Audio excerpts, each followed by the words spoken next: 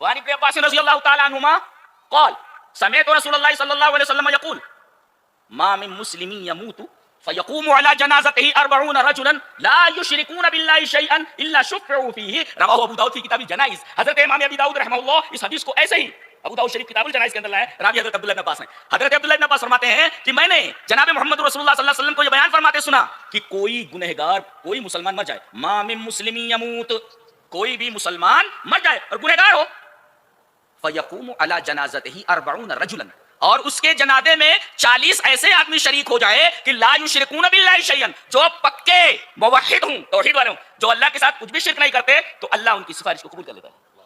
کون سی سفارش کرتا ہے؟ کن کن کو دعا یاد ہے وہ؟ ارے بات لوگ تو اس کو دھیرے پڑھ لیتے, تو آپ کھڑے رہتے خالی, کیا پڑھتے؟ اللہم اغفر لحینا ومیتنا وشاہدنا وغائبنا الی آخر الحدیث, الی آخر الدعا. کیا؟ اے اللہ ہمارے زندے کو بخش دے, ہمارے مردے کو بخش دے.